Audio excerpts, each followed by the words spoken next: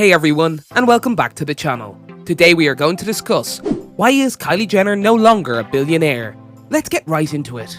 After more than a decade in the spotlight, the Kardashian Jenners tend to elicit sighs and eye rolls from jaded media consumers. Even skeptics of reality TV's first family are fascinated by their wealth. The Kardashian Jenner machine and the money it generates has been the subject of articles, podcasts, and even books. No one, however, is more interested in the subject than the family, which has spent years competing with Forbes for higher rankings on our annual wealth and celebrity earnings lists. So it was a watershed moment for the family when Kylie Jenner, the youngest of the clan, sold 51% of her Kylie Cosmetics to beauty behemoth Coty in a $1.2 billion deal in January. The deal, which was one of the biggest celebrity cash-outs of all time, seemed to validate what Kylie had been saying all along, and what Forbes had announced in March 2019. Kylie Jenner was, in fact, a billionaire, at least before the coronavirus. Kylie is a modern-day icon with an incredible sense of the beauty consumer. Coty chairman Peter Harf gushed when announcing the acquisition in November. However, the fine print of the transaction revealed a less flattering fact.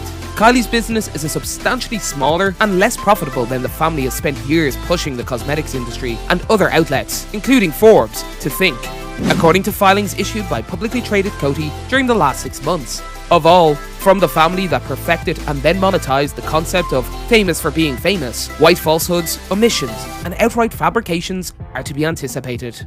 The usual lengths to which the Jenners have been willing to go, including inviting Forbes into their mansions and CPA's offices, and even creating tax returns that were likely forged, shows just how desperate some of the ultra-rich are to look even richer, similar to Donald Trump's decades-long obsession with his net worth. Based on this new information, as well as the influence of COVID-19 on beauty stocks and consumer spending, Forbes now believes Kylie Jenner is not a billionaire, despite receiving an estimated $340 million after taxes from the transaction. Kylie's business began as a strategy to profit off a little incident similar to other Kardashian companies. She was the family's youngest and spent more than a year denying media speculation that she was having lip filler injections before finally admitting it in May 2015. Rather than being ashamed by the fact that she had been discovered lying, she and her astute mother, Kris, saw it as a marketing opportunity. Kylie debuted her first batch of 15,000 lip kits, which included a lip liner and matching lipstick, in November 2015 with $250,000 of her earnings from modeling, endorsements, and keeping up with the Kardashians' appearances. The $29 kits were gone in less than a minute, thanks to a brilliant Instagram promotion.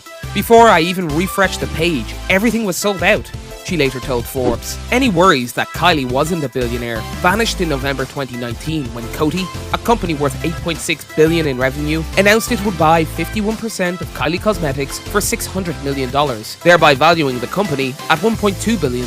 The transaction provided Coty, which is 116 years old and floundering, with a youthful, social media savvy brand to help turn around its drooping balance sheet. It provided Kylie with a significant opportunity for growth, as well as a large sum of money and ostensibly obvious confirmation of her billionaire status. There's also the matter of profit.